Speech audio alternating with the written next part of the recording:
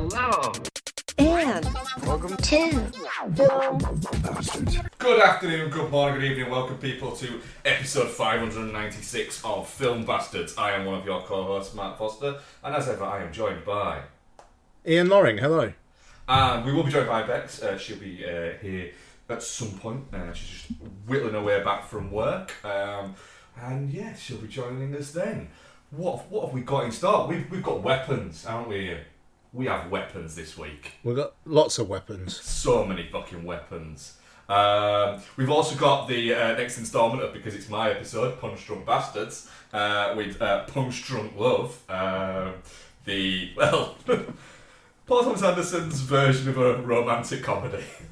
Sure. Yeah. I believe there's like a weird little series you could do of these films where auteurs do their version of a rom-com that people that don't normally do like rom-coms, like the fact that David Lynch considered Wild at Heart his version of a rom-com. What?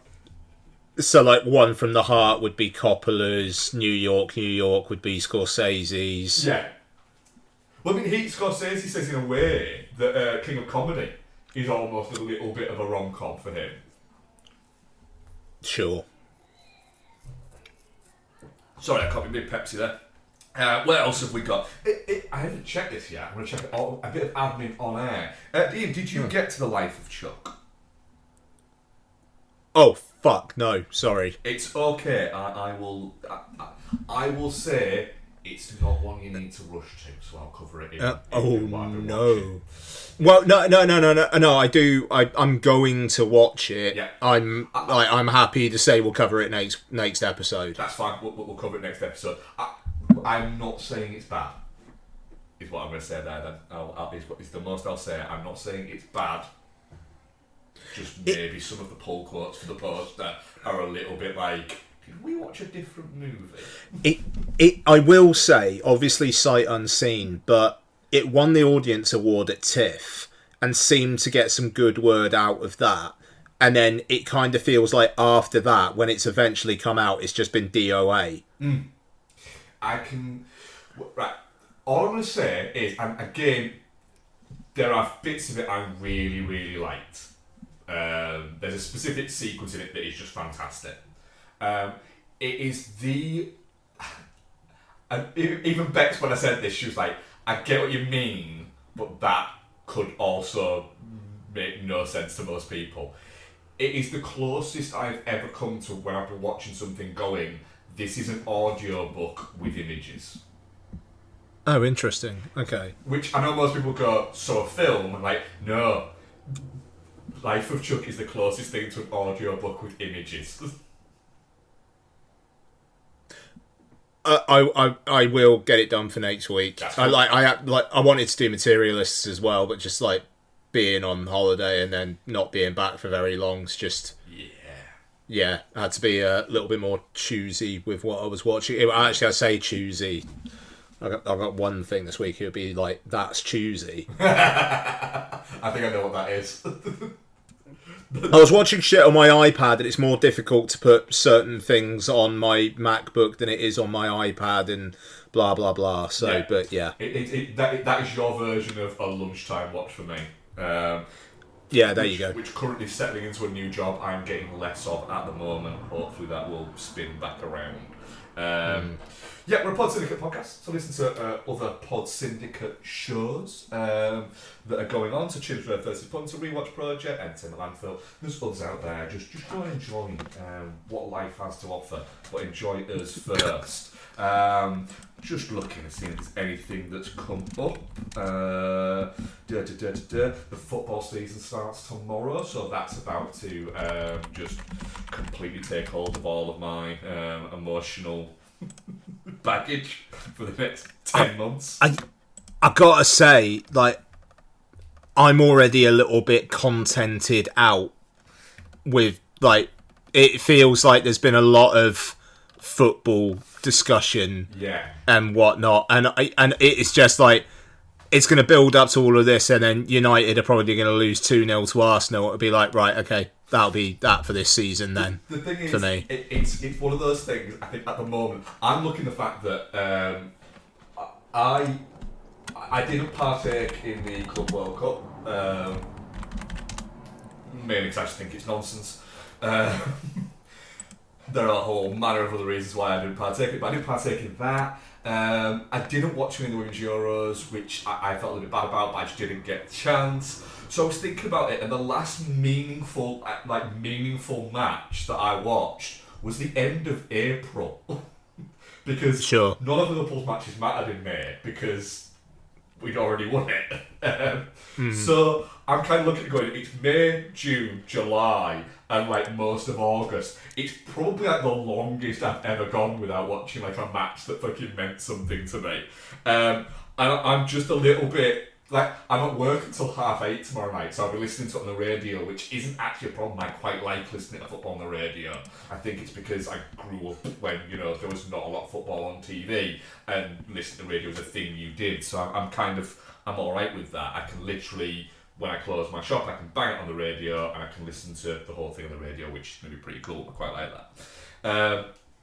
But, yeah, I'm a little bit... I'm not as excited as I normally am at this point.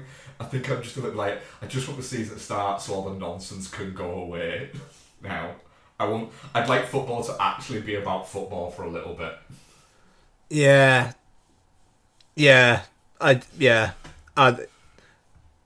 don't know, it's interesting, the soap opera aspect of it all, like, just the Alexander Isak thing, it's just like, it's boring now. Like, it's one of those things. There are few things that bore me more than transfer sagas.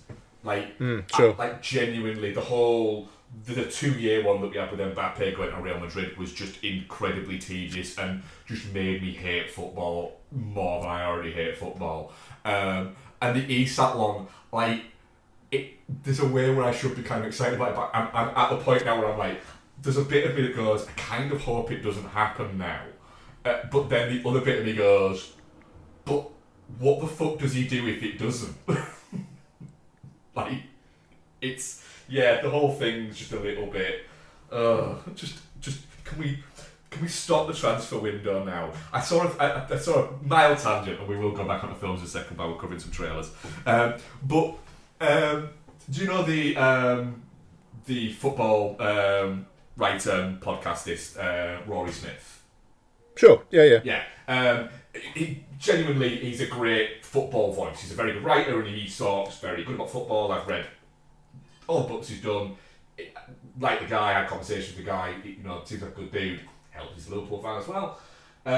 He had like a joke idea on a podcast I was listening to a couple of weeks ago, and it was like the idea was kind of a joke, but he was saying, look, if you want to maximise the idea of transfers being pure entertainment, because there's a little bit of a theory now that the whole spectacle of transfers is marketed into the transfers.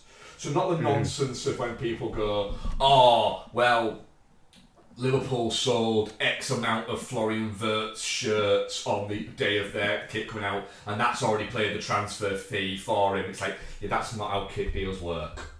It's just not. Not that, but just like they do factor it into the whole engagements and bits like that.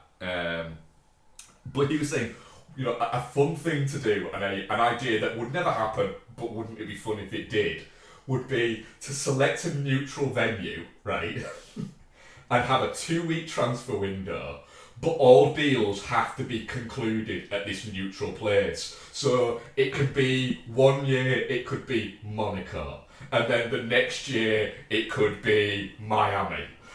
But all the deals have to be there, so the player has to be there, and both clubs have to be there, and then just there's one podium, and every so often somebody just comes out and goes, Chris Wood has transferred from Nottingham Forest to Chelsea for that, and then the player comes out like a walkout from FIFA, and that's what you get, and it's just this crazy fucking thing where it's basically like it's like the athletes' village a little bit at the Olympics for 2 weeks, and it just, I thought, there's somebody out there who thinks that's a good idea, like an actual good idea. And you could see it like happening like in a game on FIFA, that being like we'll do it like that, yeah, it'll be great.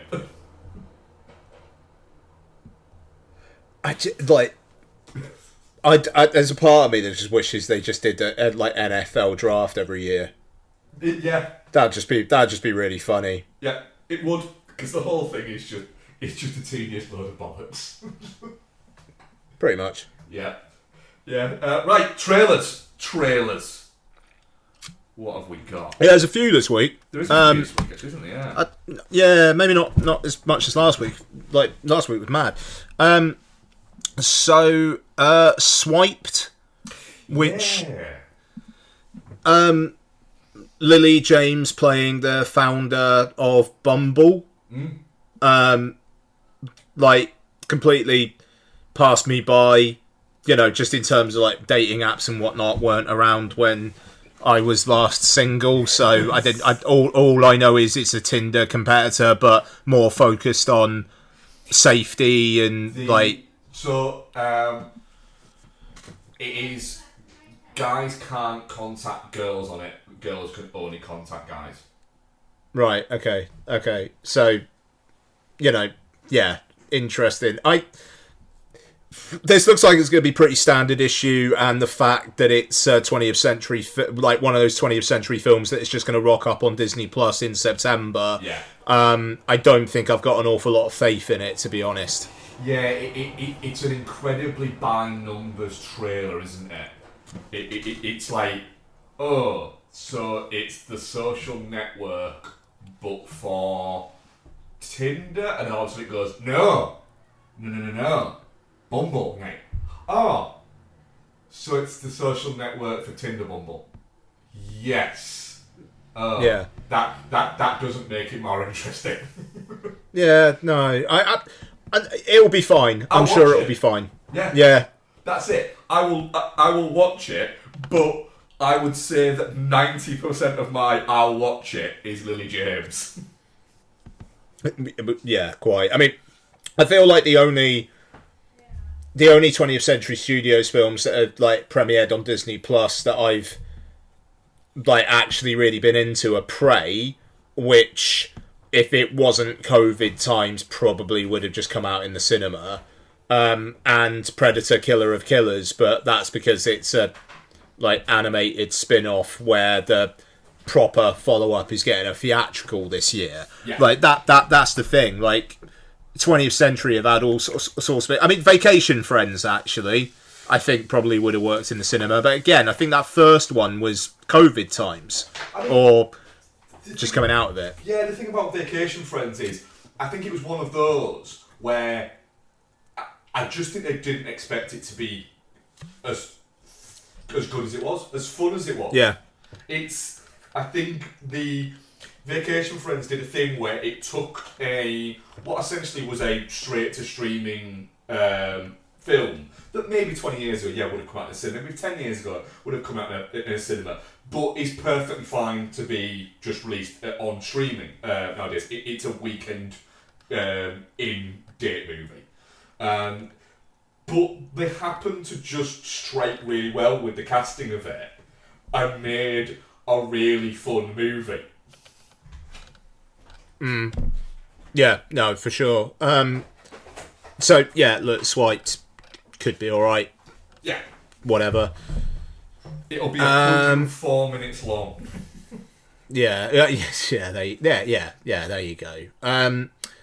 Okay, Jafar Panahi's new film, It Was Just an Accident, Palme d'Or winner. It's an awful lot of pull quotes and not too much what it's actually about, other than guy kidnaps man thinking he did him wrong in the past, and the question is, has he actually got the right person? Yeah. Won the Palme d'Or, certain amount of quality there, I think. Yeah. I'll watch it. I'll watch it.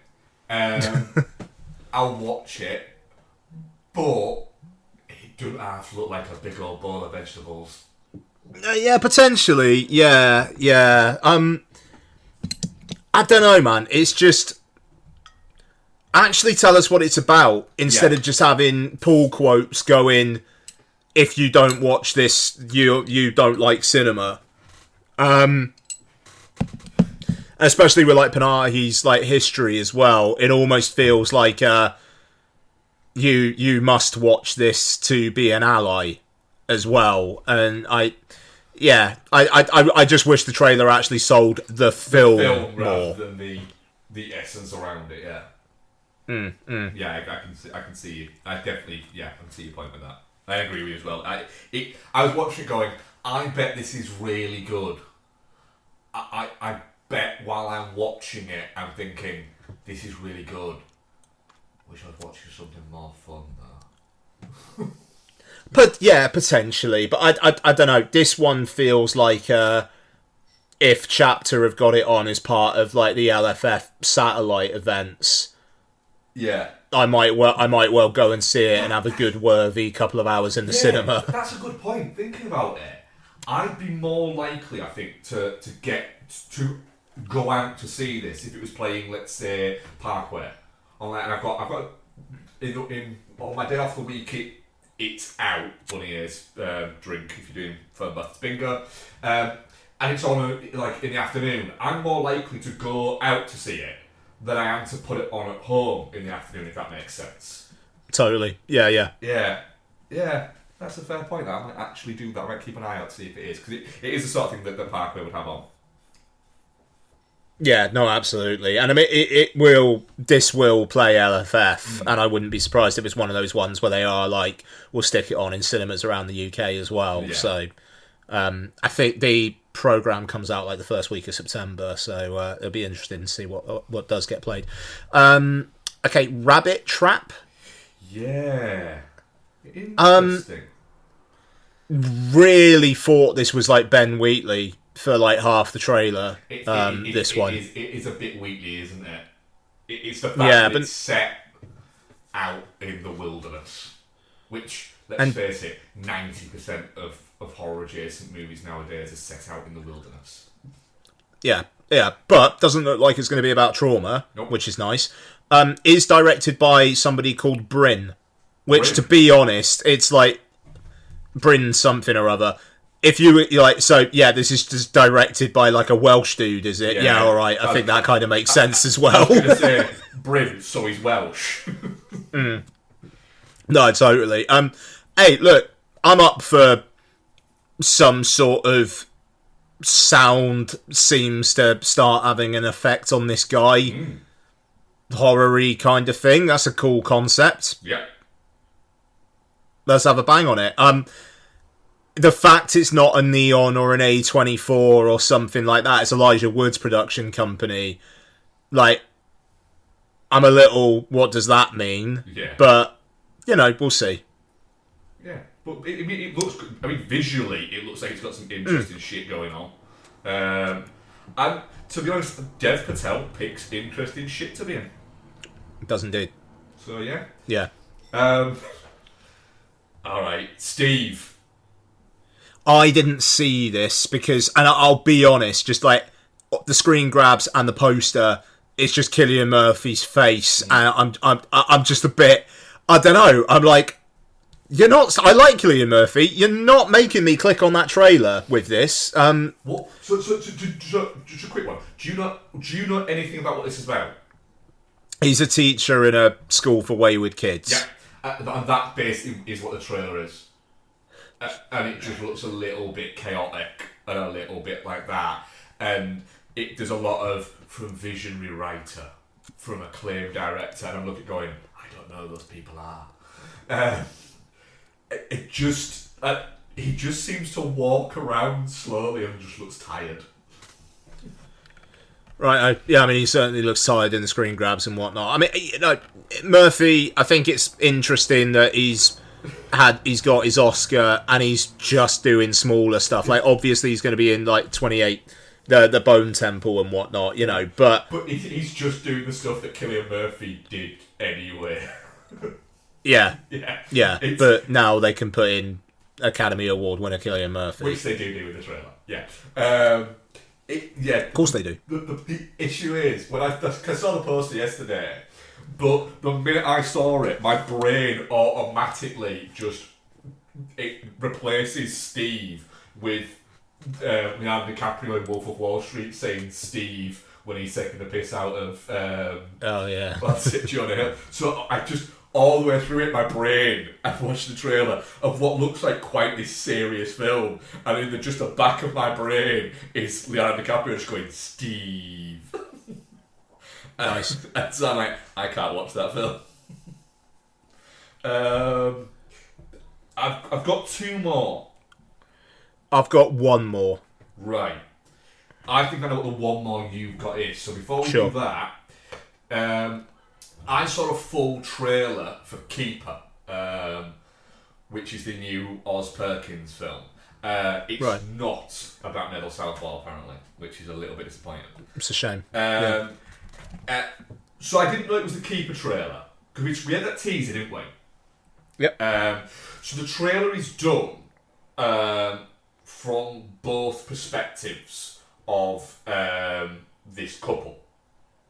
So it's the same trailer repeated, but first off, it's the perspective of the girl, and then it's the perspective of the guy, and they repeat what they're saying, which is about like, do I really know this person that I've been with all my life?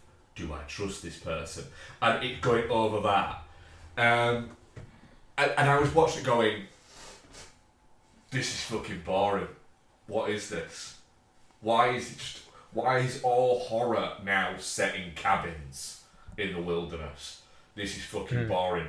And then there's that image of the red-haired girl turning round and looking kind of like half at the thing. I was like, fuck, is this Keeper? And then it came up, the new film from visionary director Osgood Perkins. Like, this looks fucking boring. And it just genuinely, the trailer is boring. The teaser I thought was decent. The trailer is, worrying. Really worrying. Having it be basically just essentially a minute and a half and then a minute and a half of the same thing, but with a guy talking over the top of it, and it from a slightly different perspective, has me worried that that's just what the film's going to be. And like I say, I'm kind of now at the point where I'm like, I don't need to see people in cabins in the wilderness anymore. Yeah, fair. Please stop it. Do you know what's not going to be cabins in the wilderness? Old Mighty Supreme. Mighty Supreme is not going to be in a cabinet in the cabinet. Yeah, he won't be one of those either. In a cabinet or a cabin in the wilderness. No, this looks fucking great. Timmy's coming for that Oscar, something fucking hardcore. He wants it, though. He's gonna fucking he's gonna lick the fucking side of it and punch the air when he wins it. But I mean, like, if the Smashing Machine is good, yeah, The Rock is gonna be on a publicity tour, the likes of which we've never seen, campaigning for that Oscar. Yeah. That's gonna be something. It's gonna make it funnier when he don't win it. Yeah, I mean, yeah. But that film looks good, and he looks, from the trailer, he looks like he's going to be very good in it. So it could be one of those ones where you come out of it and go, "Fuck, do you know what? He actually probably deserves it." Yeah, no. I mean, I'm, we've said an awful lot about The Rock over the last few years, but I'm rooting for him to be good in a movie. Yeah. So, I'm rooting for him to get his mojo back, because for all the negative we said about him for the past couple of years, I think we had a good few years run where we were very positive about it. Yeah, he just needs to stop talking about how he's creating a 4-quadrant franchise inspired by the time that he saw Mummy kissing Santa Claus and thought, I'm going to make Red 1. Red 1, fucking hell. Do you know what Christmas films are missing? What? Logistics.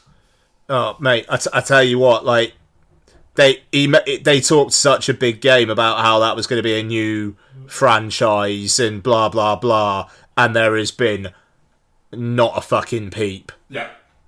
Between that and a sequel for Red Notice, it kind of like it. Yeah, I don't know. And then also the fact that he was in that like fucking mid-credit scene of Fast X. Yeah. Yeah, and he just seems to have completely like career pivoted and cool. I hope that does well, but he'll probably do this for a couple of years, then go into politics.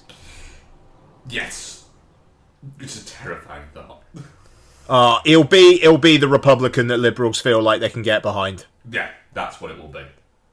Like he'll be the guy who will try and be the unifier.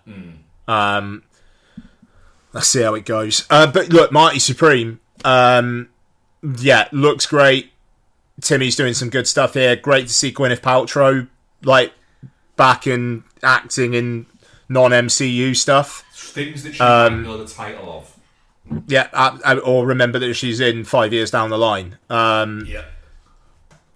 So, let's go. I like the fact that it feels like an kind of like an epic story about a single guy, about a guy. Yeah, it's got an old school kind of. I don't want to say what I think. What a lot of people are going to do is go. It's got a very 70s feel about it. It's like no, it doesn't. It has a very early 80s feel about it. Sort of like that 80 to 83 kind of feel before Reaganism effectively and greed took over. You had things like Heaven's Gate and New York was I think just before that, but like Last Tycoon and things like that, things that felt kind of like epic and had that kind of that dark glow to them, and this has that. I didn't know anything about it. I hadn't read anything about it other than the cast and anything like that. And I was in the opener trailer, I was like, oh, so he's like a new up and coming star. Oh, this is going to be pretty interesting. And then later I was like, oh, a pig pong. Oh, go on then. That's different. Yeah, fucking. Let's have a go at that then. Yeah. It looks great. Proper epic feeling like trailer as well. I feel like I'm gonna go to this and I'm gonna because it'll be released around winter, and I'm gonna go to see it probably because we got a date for UK yet. Oh mate, it is coming out on Boxing Day. Oh, see there. Already in my brain, I was like, I'm not going to go and see this at Cineworld. I'm going to go and see it at Parkway because I can go and see it and then I can come out and I can go into like the Christmas TP that's around there and have a drink afterwards and just it feels wintry. That and the new Joaquin Trier film, Sentimental Value, both coming out on Boxing Day, which is going to be a problem for me because I want to watch. And that Sydney Sweeney, Anna Kendrick one, The Housemaid. Fuck, is that Boxing Day as well? Yeah. God, give us a break, Christmas. And Christmas Day, apparently, is the Jack Black Paul Rudd Anaconda. Is that a cinema one or is that a... Yeah, cinema, yeah. Jesus, that's a busy week. Like, that's a pretty wild Boxing Day, that. Have jobs, you pricks. Fuck, man. I mean, I think I'm taking between Christmas and New Year off this year, so, I think that's sorted for me. But what do you see on Boxing Day, though? Like, because I think it's got to be Mighty Supreme. I think it's got to be Mighty Supreme. Yeah. I think it's got to be Mighty Supreme. But, man, like, Sentimental Value, I'm so looking forward to that. Like, The Worst Person in the World is such a good movie. And the fact that this is like, yeah, but this time he's actually going to get nominated for a lot of Oscars for it. It's like, oh, fuck, let's go. Yeah. Even then again, probably be an LFF one if it's a satellite screen. Anyway, sorry, I'm fucking being indulgent talking about my fucking cinema plans.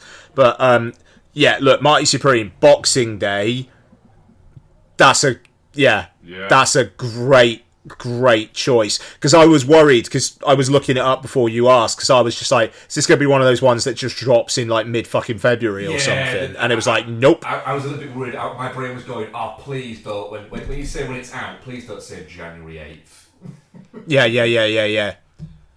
Yeah, no, exactly. And then January 1st is Craig Brewer's new film, which is like this musical with Hugh Jackman that is about a Neil Diamond cover band.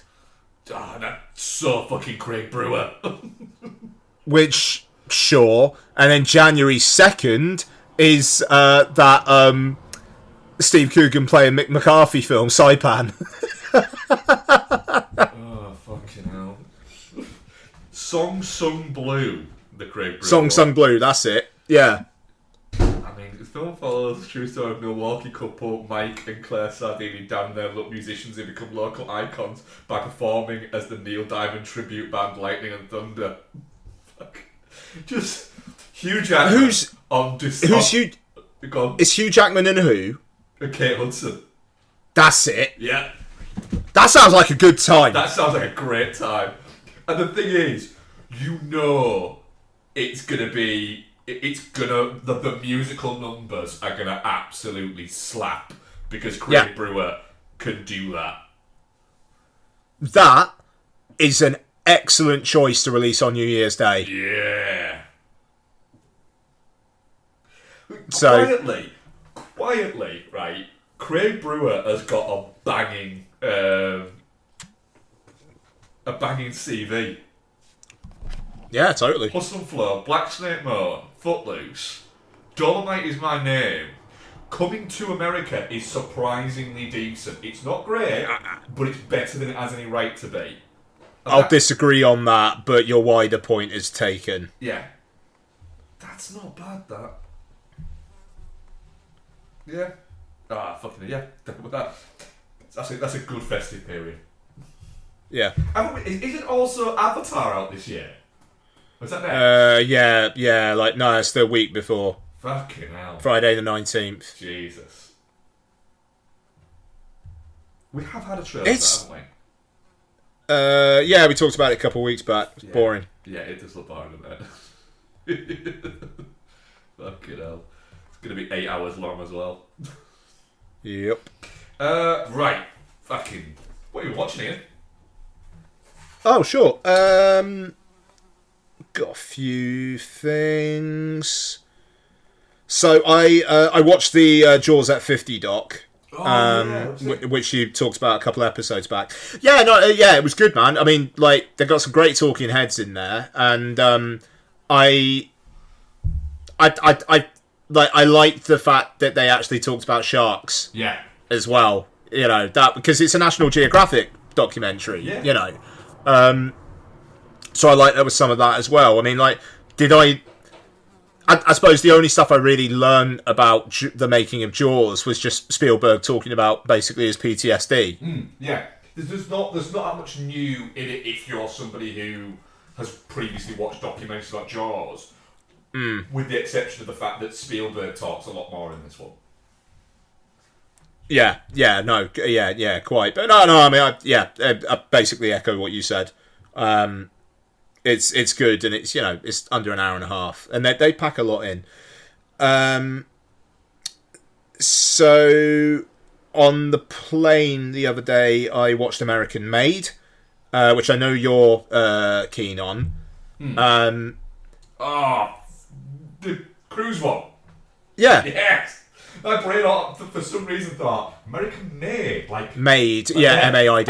Yeah, no. Which one's that? Has that got Jennifer Lopez in it? But no, oh man, that's a plane watch.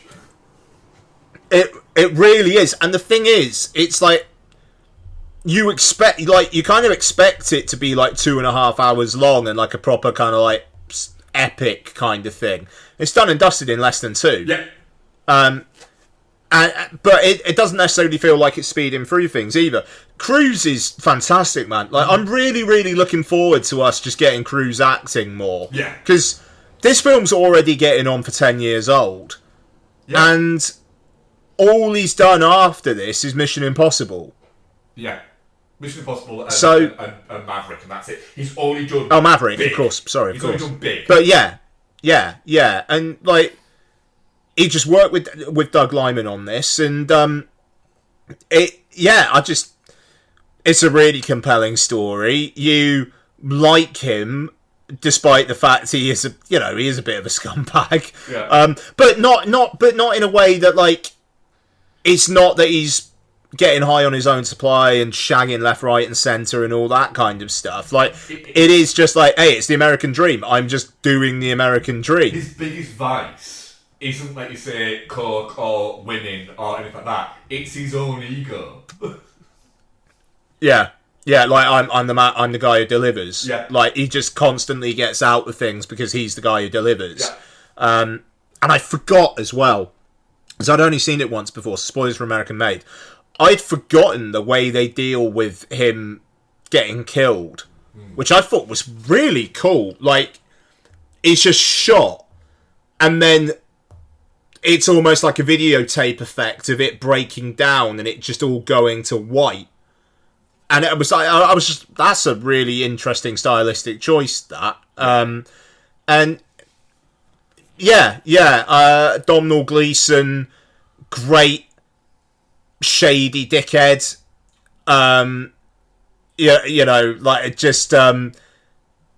He's your mate one second, the next he's like, you're on your own, fuck you. And does it really believably.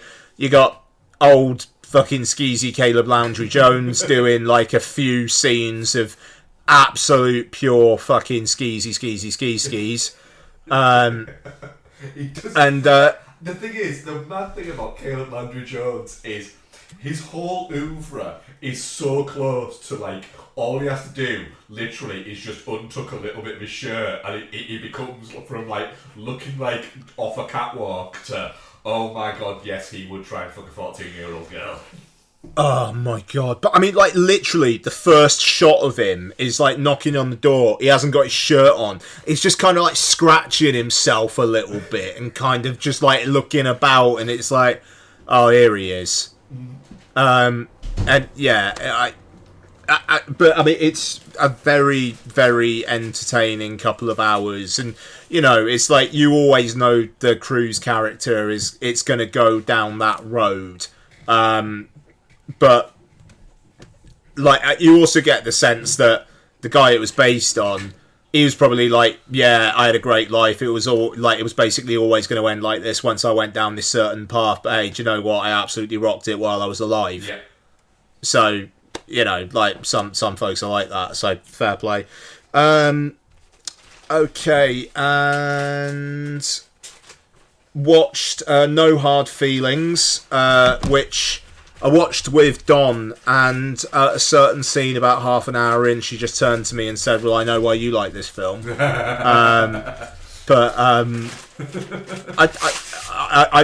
think she liked it as well.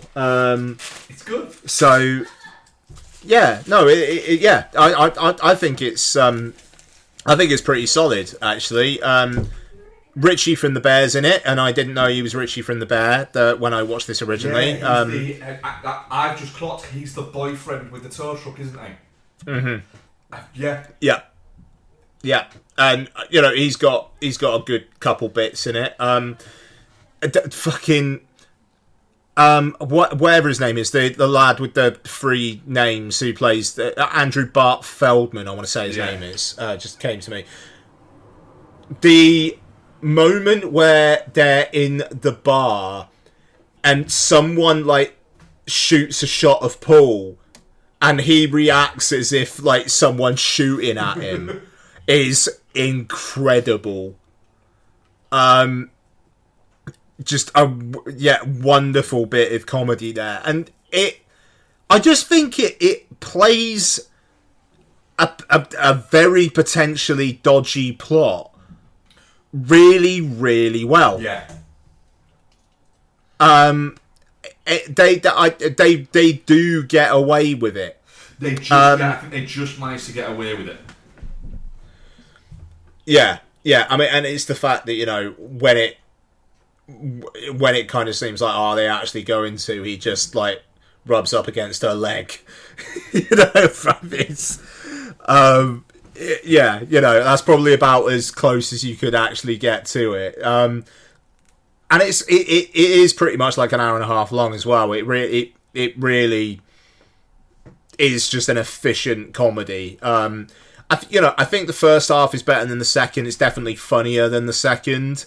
But I'd also forgotten how much of it is just about the gentrification of the area and her not wanting to sell her house to just give it to some like dickheads who are just encroaching on the territory, and that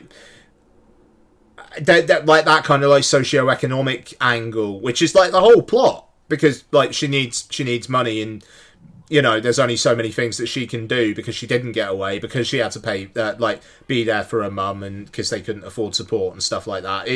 There's something a little bit deeper running through it while also being very silly. Yeah. So big fan of No Hard Feelings. I watched it the second time, I think I very much enjoyed it more than I thought I was going to. I enjoyed it the first time, but the second time I was like, this is better than I thought it was, and I thought it was pretty good. Yeah. No, it works really well. What doesn't work very well? Urban legend.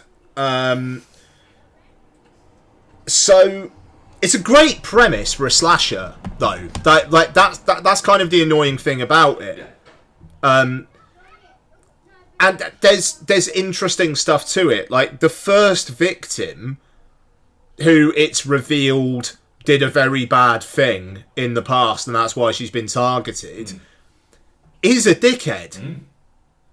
And I think it's just kind of interesting that you've just got this like anonymous kind of cold open woman who's getting offed, but she's a bell end to I think it's Brad Dourif making a cameo at the start. Being a real prick to him, and just singing this stuff like really off key and missing words and whatnot, that she's singing along to something in the car. And she's just like her paying no attention to the road whatsoever. And I think it sets it up as that's actually kind of interesting that it's not Drew Barrymore in Scream. It's this person who just seems to be a bit of a prat.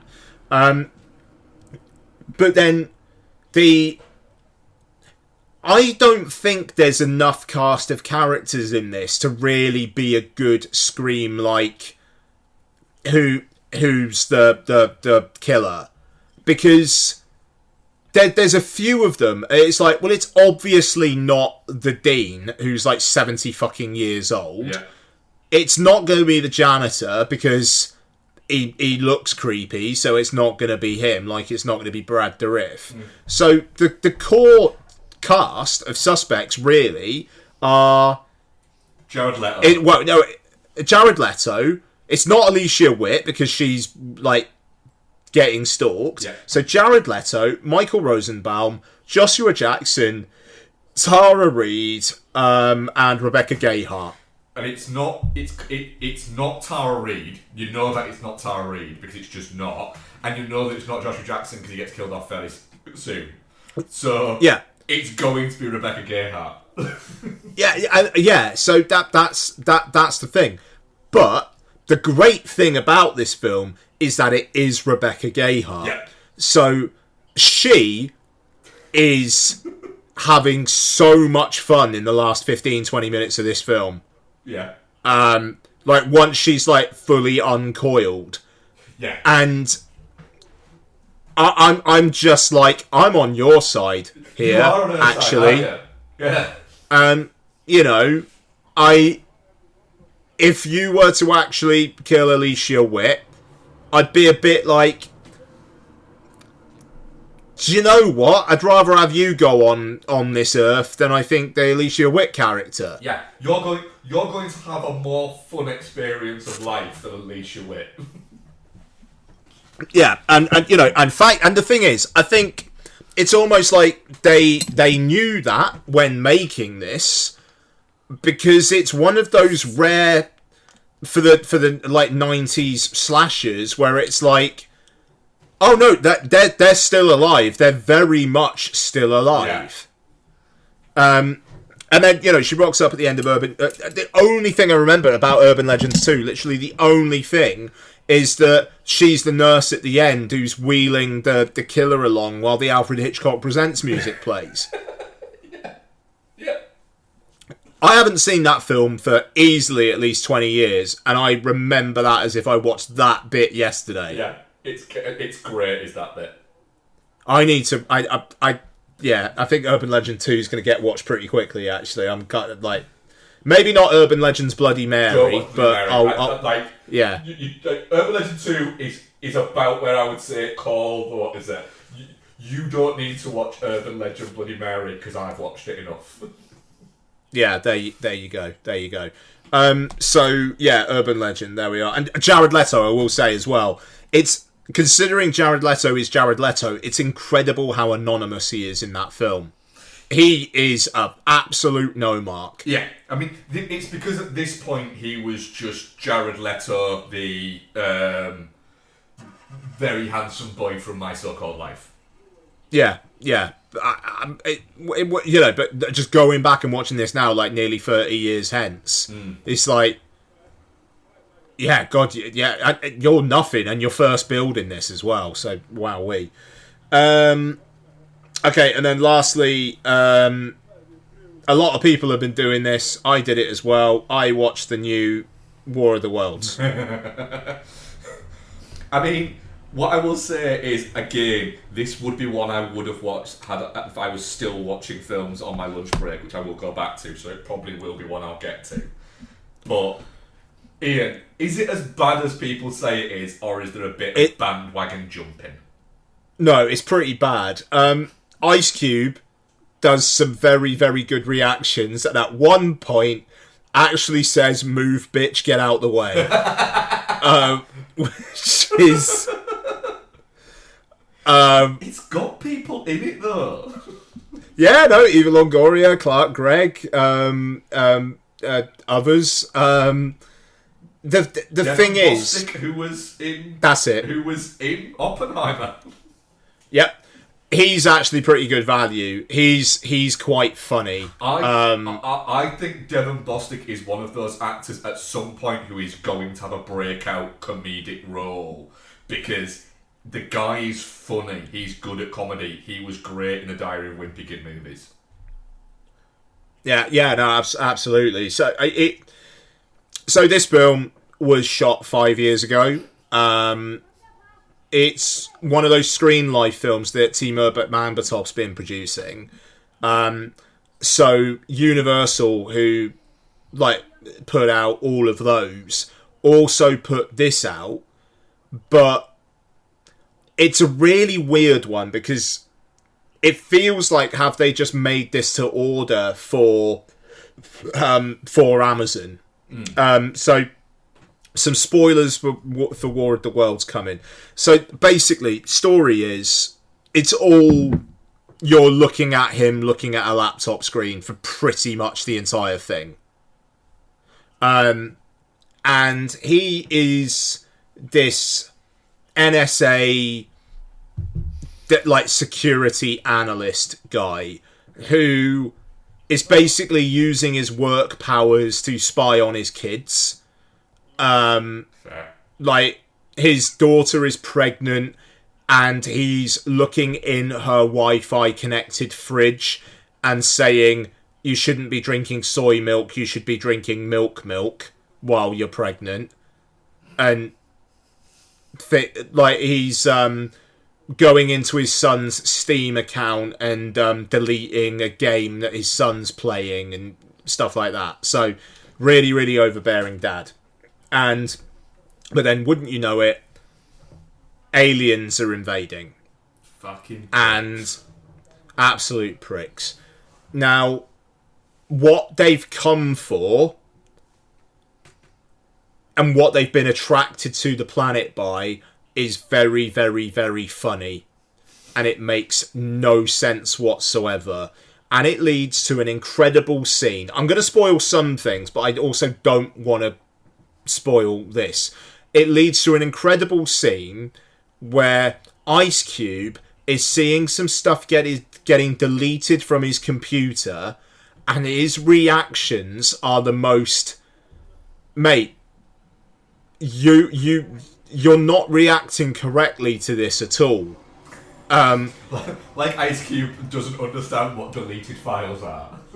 Yeah. No, he's like seeing. It's not like. It's something.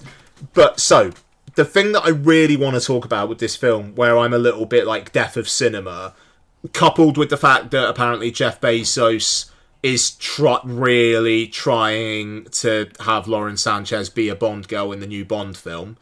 I like. Is that his wife? Yeah. Oh, fucking hell. Yeah. She's gonna be like not the main one, but she's gonna be one at a party or something like that. It just like have her at a party. Just have her at a party.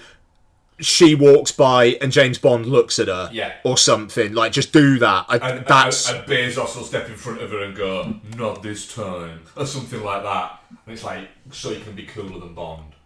Don't. It'll just you'll look at it and go, "I was just sick on myself."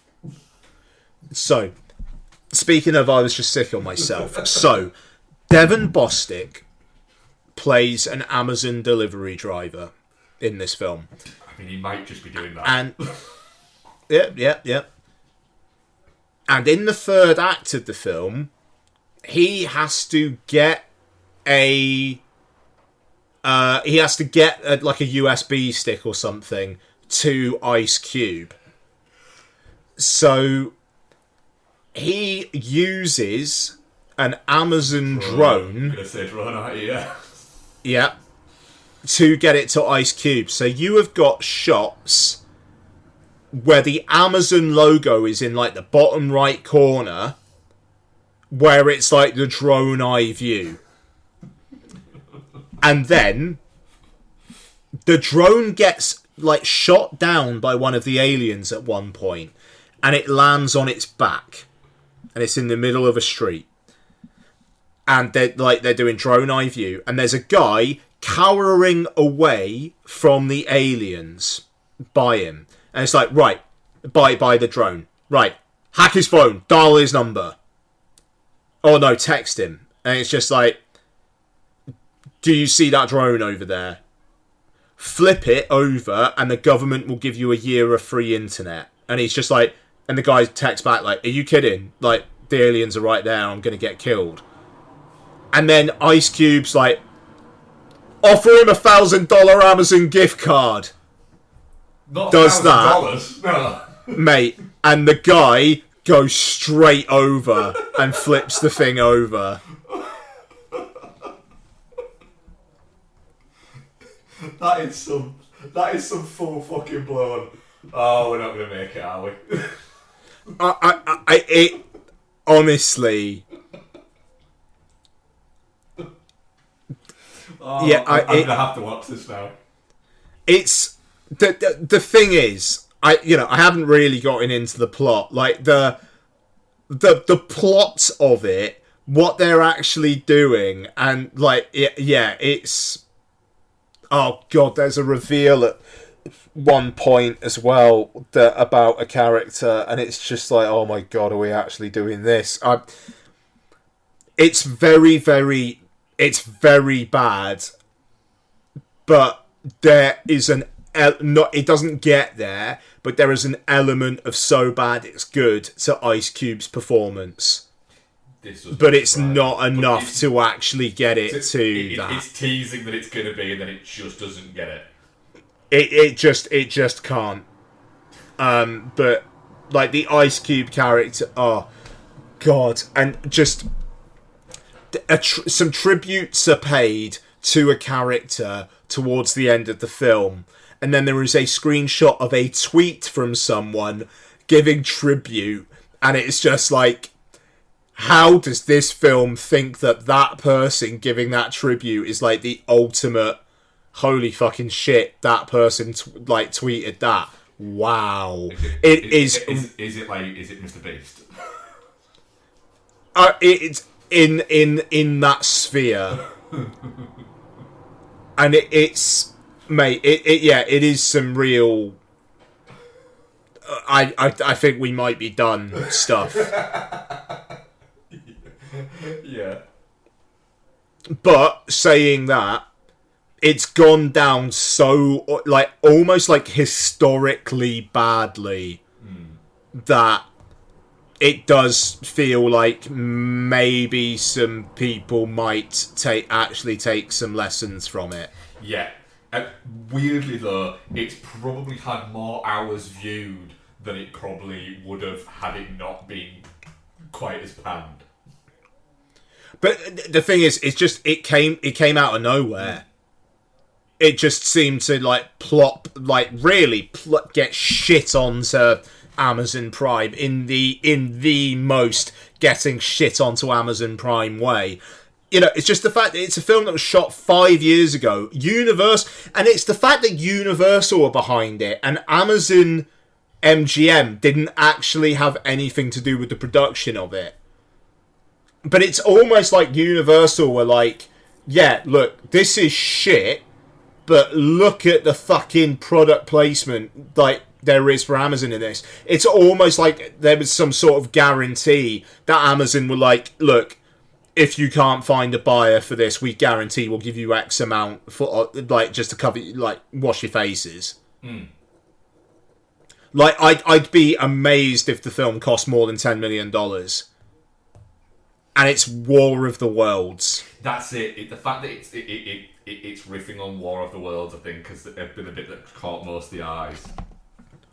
Yeah. I mean, it's not baffling because it just feels like a harbinger. Fair. But yeah, there we go. That's me. Cool. Right. Let's have a little look. See what we've got. What have I watched? Didn't watch that. That's what you've watched. Rewatched Kiss the Girls, which is one of those weird films, right? That is in 4K Nice.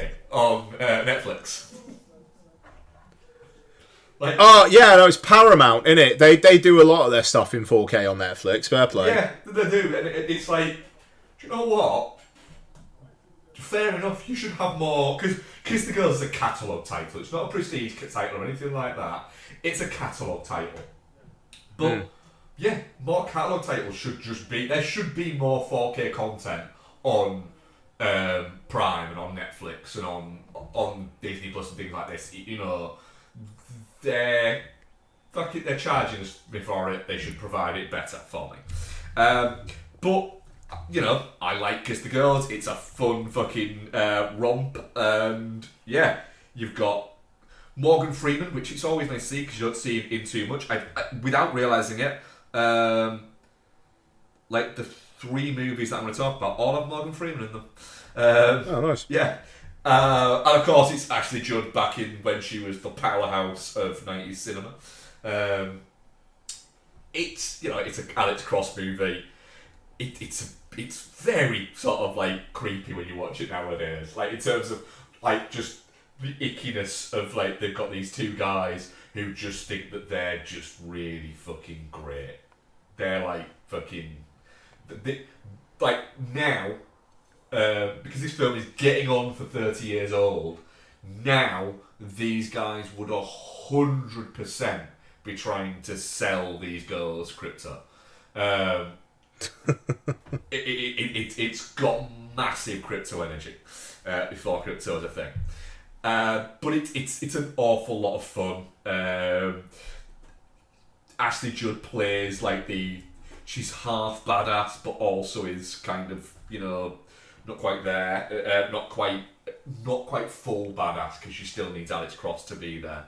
And Carrie Elways plays, he plays like Southern Charm, but you look at it going, you are teetering so on the edge of this being like a comedic role for you.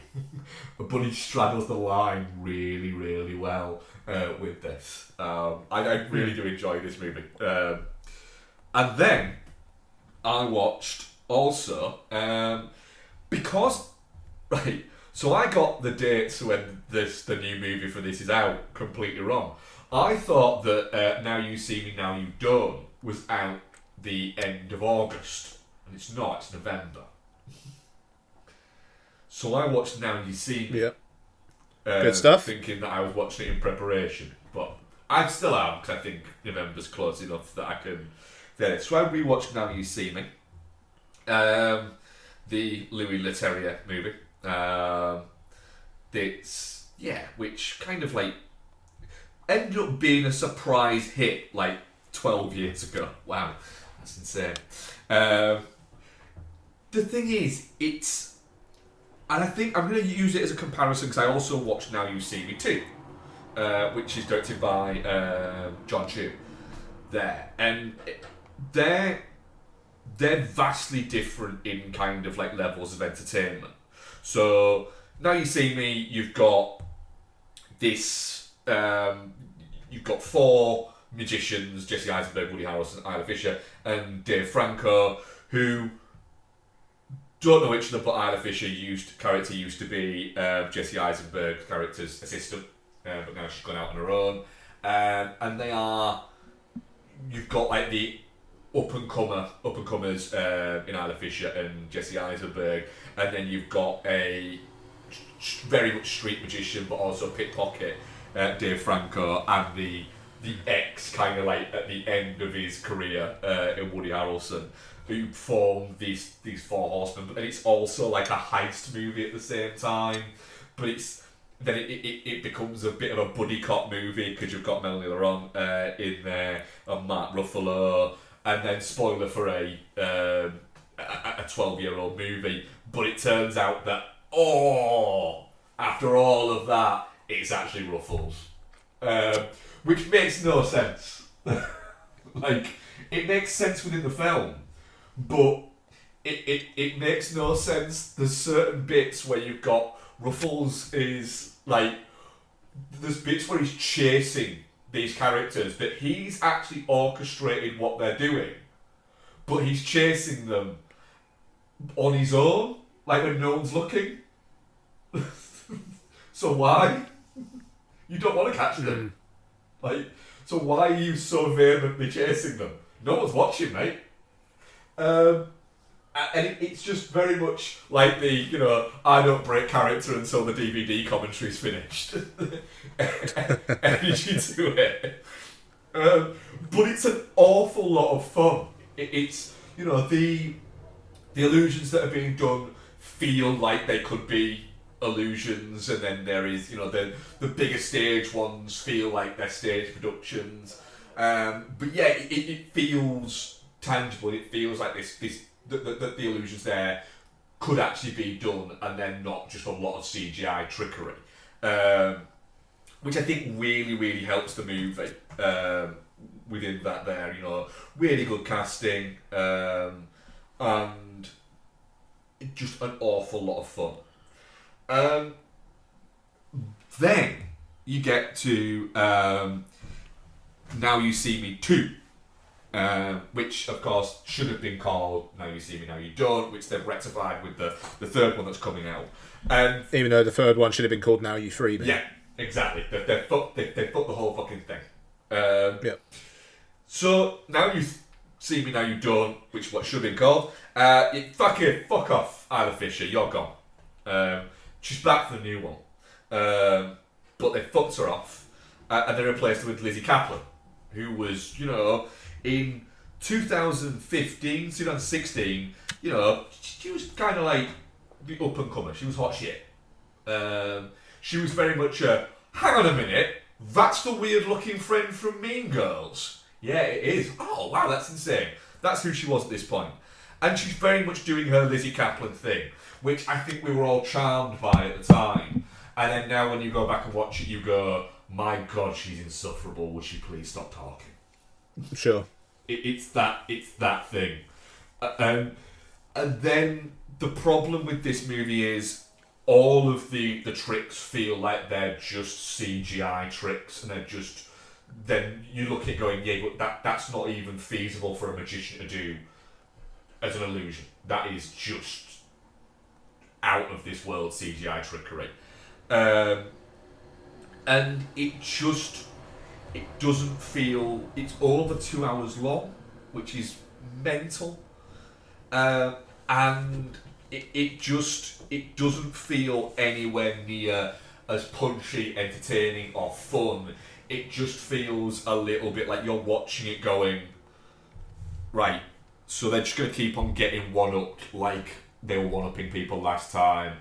And then Lizzie Kaplan's going to make some snappy quip and it's just going to annoy everybody.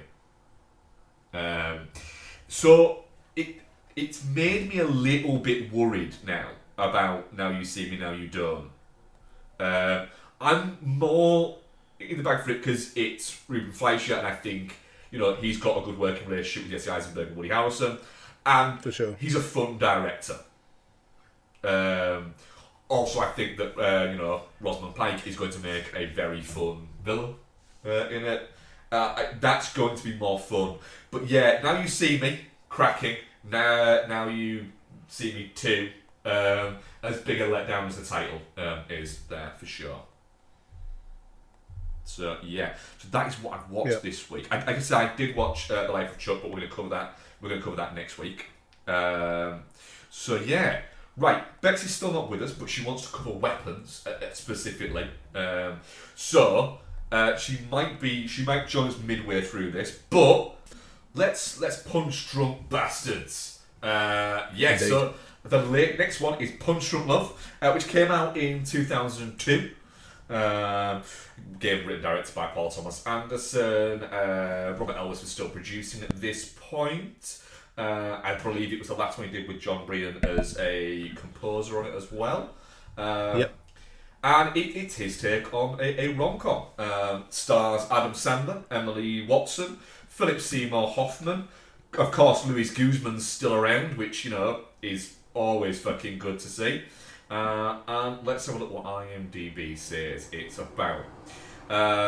Socially frustrated Barry Egan calls a phone sex line to curb his loneliness. Little does he know it will land him in deep trouble and will jeopardise his burgeoning romance with the mysterious Lena. Not really what it's about, but kind of almost is what it's about, but not really. Ian. Punch Drunk Love. It's often seen as like the most un-Paul Thomas Anderson-y of his films, or like the most accessible of his films. And whenever people say that, I always think, have you seen it? Yeah, I mean, the first 2/3 of it are incredibly stressful. Yeah, it really is, isn't it? I mean, Bex literally said this, because, again, this is one of those films where she claims she hasn't seen. I have definitely watched it with her before, she's just forgotten. But she was like, we paused it at one point to have a drink, and she's like, I don't know what's going on, it's way too chaotic, and I feel nervous. I mean, yeah, that's pretty much bang on it, though, isn't it? Yeah. It's just, there's a constant anxiety to it, which the film does a great job in laying that on so much that as soon as you get that fucking iconic shot of him and Emily Watson kissing in Hawaii with all the people walking past, which what a shot. After that, despite the fact that you've still got Fret there, he's got that power in him. I can't remember the exact quote, but it's like that love that he's now feeling makes him powerful, and he's able to, instead of running away from those guys, he's grabbing the crowbar and flipping it with his single hand, and which is such a Sandler's very good at that kind of shit. It's easy to forget how fucking cool Sandler can be. Yeah, and that's ace, and that's the thing. So from then on, even though there's some rough stuff happening, him face to face with PSH, it is like two alphas staring at each other there, you know, and it works really, really well. But up until that point, even when they're on a date, it's just like, oh what's going to happen? Yeah. And then he trashes the fucking bathroom. It's like, yeah, what's going to happen? And he doesn't know what to do with all of the. Eventually, he has anxiety. And other bits, but he doesn't know what to do with it, so he just has to just get it out there. Yeah. I will say, I know Emily Watson gives the speech about, like, I saw a picture of you and I just wanted to meet you, and, you know, I dropped off my car hoping I'd see you, almost as she's just into him. Yeah. But I don't necessarily feel like that an effective enough job is done as to why she's interested in him. Yeah. Like maybe should have seen, which is a problem. Yeah, and it's like, to me, he's vulnerable, and he's almost like a wounded animal, and there's that almost like wanting to take care of him thing. But then there's the, I want to like scoop your eyeballs out of your skull and eat them thing. And there's just a bit of a disconnect for me there in their relationship, where I can see why he's into her, like, just in terms of, like, she's like almost like a calming presence. Yeah. She's like the rock that he needs to keep him still. But like with her, it's like, yeah, lying to him because like yeah. You know, there's not enough of him being normal. Like, because he's never normal. He's wearing the fucking suit. Why are you wearing the suit? And he just wears the suit throughout the entire bloody film. Yeah. And there's that element, but there's not enough of just like him. He's constantly in this scene of chaos. You know, I mean, the fascinating thing with the pudding thing, that sequence where he's wandering around the supermarket, just trying to find the best deal for it. For some reason, I'm like, that. I connect with that. That feels, I get what you're doing there. But then when he's like looking around, he's like, can I tell you something? And he's like talking to her about it in hushed tones and paranoid. It's great. Yeah. I mean, fucking Philip Seymour Hoffman in that scene where they stare each other down is great. Because he's got this like, this burgeoning respect for him when he turns around and says, you came all the way here for that. And the guy's like, he's like, yeah, and he's like, and there's almost like, he's like, alright, do you know what? Fair play on this. This is where I am going to end it here, because this guy, if this guy's fucking crazy enough to do that, what else is he crazy enough to do? But I like that. But then he still has to get the digging at the end, but then shits himself and says it. It's just great. Man, I miss Philip Seymour Hoffman. Oh God, yeah. But I mean, it's also the fact that they initially seem to just want to shake him down for that $500. Yeah. Because like he gives that to them, and then he starts complaining about it, and that's when they kick off, and like the tit for tat begins. But really, it's just he'd give him the $500 and they'd leave him alone, which and it is a lot of money. And you do take his point, but he does poke the bear there, and it's almost like from PSH's point of view, you are like, who's this fucker who has called this sex line, and he's fallen into this trap, and he was kind of an idiot enough to do that, but we're only going to take $500 out of him. It's not like we're going to fleece him for all he's worth. And I don't know. I just think that's an interesting wrinkle. But that, and I will just say as well, that scene where he calls her like the phone sex girl initially, and like the exasperation in her voice, where it's just like, why is he just not jerking off? Yeah. She keeps on like explaining all the different bits that she's doing. like, I'm naked, and he's like, yeah, I'm just asking her another question. It's almost like you don't want him to actually start jerking off, because you just want it to be that he's just doing some research. Yeah. There's always one thing that I really love in this movie that doesn't crop up again, never gets mentioned, is the fact that the second day he goes into work, Louis Guzman's also wearing a suit. Yeah, you're right. Yeah. He gets a dress and he uses the day after, but it's just that next day Guzman's there in a suit, and you almost get the feeling like Guzman just turned up to set in the suit, and PTA just went, "We're not taking that off you." Oh man. It's just, yeah. So Bex is here. Are you going to keep the sunglasses on throughout the entire thing? Do you know what? I forgot I was wearing them. I thought it was my normal glasses. God, it's bright when you take them off. Hello. How you doing, Officer Foster? Thank The audience don't know what that's in reference to, but congratulations. you very much. Thank you. We're punch drunk loving. Uh-huh. You liked it.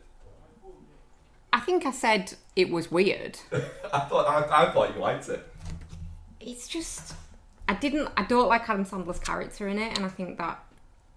I said to you, didn't I? My issue with the ones we've watched so far is he doesn't do an awful lot to make you actually give a shit about any of the characters, good or bad wise. I disagree on that.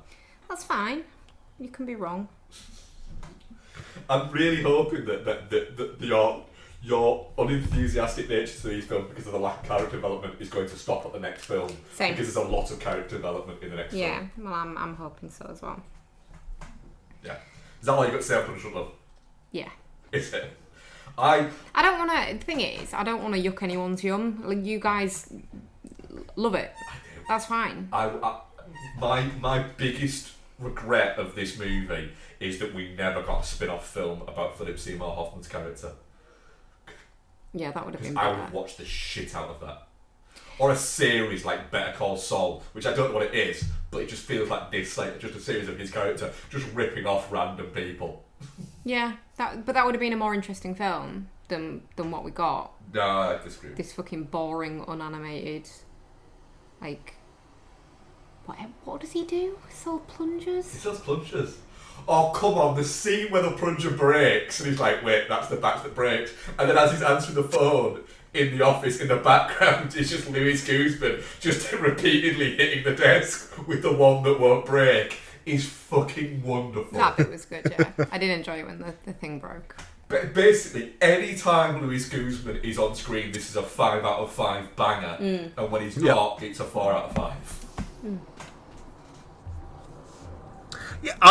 Yeah, I do enjoy it, but I kind of think I almost feel like I respect it more than I like it. I haven't watched it for at least a decade, and it's one of those ones where it's like I actually might just never watch it again. I very much will, but it's probably... It's towards the lower end of his films that I will rewatch. Okay. But I still do really enjoy my time with it every time I'm watching it. But it is very claustrophobic. Like, the fact that his sisters are just dicks. Yeah. You know, that is there. So, definitely not shit. Definitely not shit, yeah. Ooh, and I can do our first audience one for this. So Bex, are you shit on that? No, it's not shit. It's just not for me. It's a well-made film. It's well acted. It's well put together. It's just my concern so far with this little Paul Thomas Anderson season we're doing is that maybe I just don't like Paul Thomas Anderson movies except Inherent Vice. Well, we'll see. We'll see. Yeah, we've got a few left. Sorry. I know. But I'm intrigued by the next couple of weeks because I've been wanting to rewatch There Will Be Blood and I've not seen The Master, so... Oh, wow. Okay. which Mark keeps insisting I have, but I 'Cause you haven't. have. I fucking haven't. You kept insisting that I'd seen Punch Drunk Love, and I haven't. No, I literally watched it the other night, and I didn't remember a single fucking scrap of it, That's so I fine. haven't seen it before. I have 100% watched it with you. You have not. Bex, you ever seen Amy Adams wank off Philip Seymour Hoffman? No. I guarantee you, midway through, Master, you're going to go, I remember saying this exact thing at this exact scene. No. I would remember Amy Adams wanking off Philip Seymour Hoffman, wouldn't I? You would, but apparently That's you kind of why I was hoping it'd be like, yeah, I've seen that in something. No. Yeah. Our audience poll, definitely not shit, 83%, and touching cloth, 17%. Beth, Okay. what, do you want to give us what you've been watching? Ooh, like on my own? Yeah. Nothing. Cool. I have been playing a lot of Silent Hill 2. You have been playing a lot of Silent Hill, haven't you? Yeah.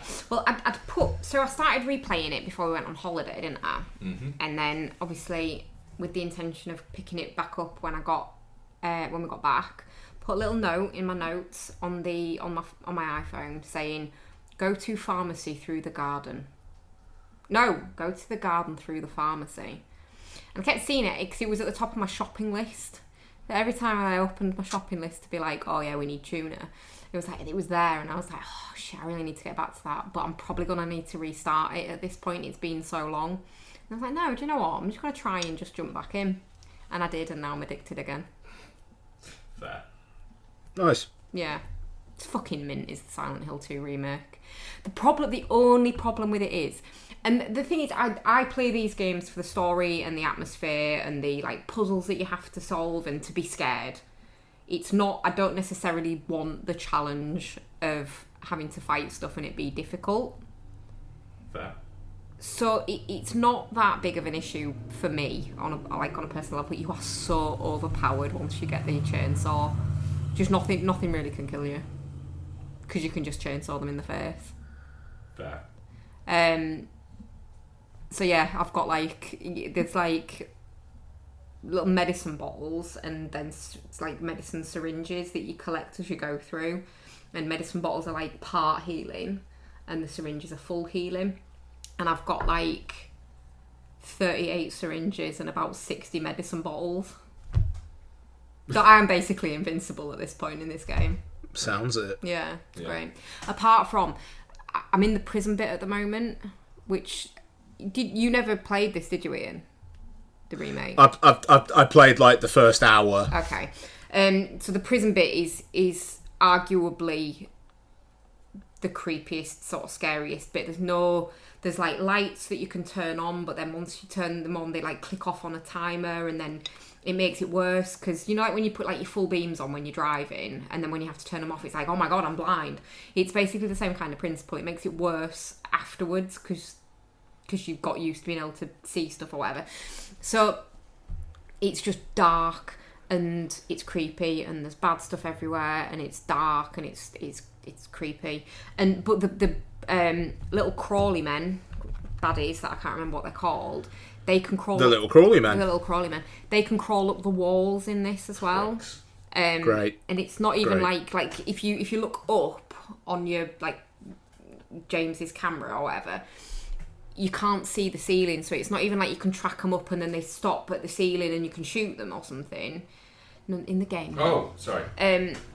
So but they can go completely out of sight and then just jump on you from nowhere, and those guys can do they're the mannequins, which are just weird, but they can do really bad damage if they get you. So I mean, obviously I've got loads of health supplies, so it's not like they can kill me, but it's fucking scary when you're walking down a really dark corridor and your radio's playing static because there's a bad guy somewhere, but you can't see them, and then they just jump on you from above. The prison bit's the scariest bit, easily. There's one bit, I've not got to it yet, but I can remember it from previous. You walk through this it's like a shower room. And you walk through it and you have to go right to the back to collect something. When you collect, and there's nurses everywhere in it, but none of them move. They're all laid on the floor. They've been killed. But when you pick up the thing, they all reanimate and come at you and put you but you're right at the far end of the room, and that bit's quite scary. I'm really excited to get to it. I love being scared. Sure. I like killing stuff with my chainsaw as well. You don't have long until Silent Hill F either. Very exciting. Just everything's very exciting. We've got Hell House LLC, we've got the new Silent Hill, we've got the new Resident Evil. Everything's just coming up, Becky. What's the new Resident Evil? Oh, Requiem. Yeah, of course. That's not till next year, though, is it? I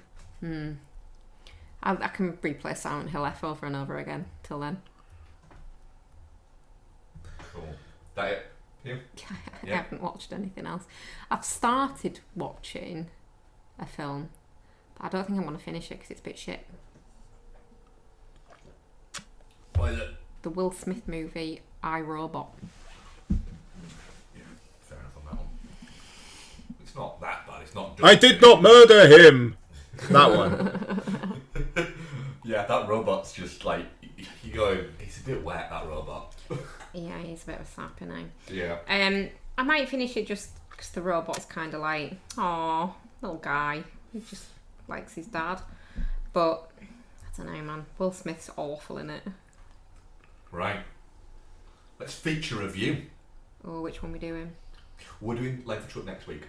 Oh, okay. So we're doing Weapons. Weapons, yeah. So, written and directed by Zach Kreger. Starring Josh Brolin, Julie Garner, Alden Ehrenreich, Benedict Wong, and other people. For clarity there, Ehrenreich. What did I say? Heinrich. I'm going to stick with what I say.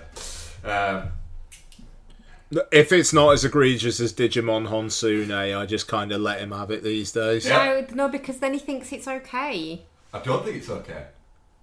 You're just dumb. Yep. When all but one child from the same class mysteriously vanish on the same night at exactly the same time, a community is left questioning who or what is behind their disappearance. Ian,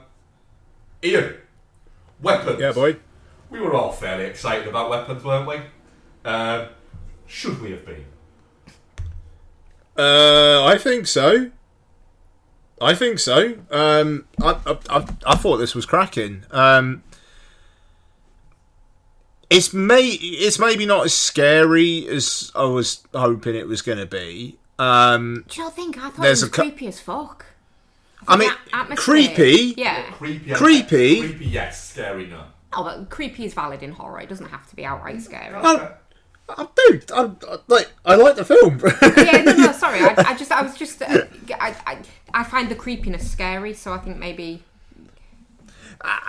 Yeah, like the thing is, it's like the couple of oh bloody hell moments are so oh bloody hell that it's like I could have done with a couple more of them. The Josh Brolin dream sequence, best jump scare I've seen in years. The kid in the bed. Just Yeah. very quickly. So, again, like we said last week when we spoke about Naked Gun, our screening was packed, wasn't it? Our screening for Weapons was packed, wasn't it? Yeah, rammed. There was two, like, I want to say girls, but they weren't girls. They were like, what, maybe women in their, like, maybe 50s, maybe? Would you say? Yeah, That was sat behind us, right? Girls. And they were having a fucking great time, like reacting and Nice. stuff. When the Josh Brolin thing happened, she literally grabbed my shoulders. Because I was in the same front. Grabbed my shoulders and then didn't let go for a little bit. And then went, sorry. And then let go. But it was funny. Yeah. And I'll just say, I'm just going to get out there. I've seen some complaints about this film about hagsploitation. Sorry, she looks fucking scary. Yeah. You know, there you go. She looks scary. Sorry, it's effective. It's girls with micro fringes taking offence at it. Just let it die. No one likes a micro fringe.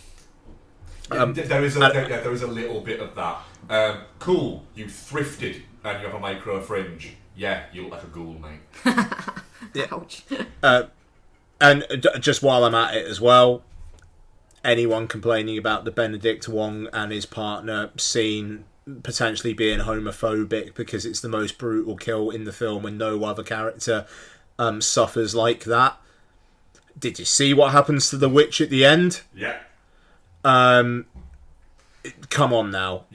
So, and also, not that many people actually get killed on screen in this film. Yeah. So there's also that.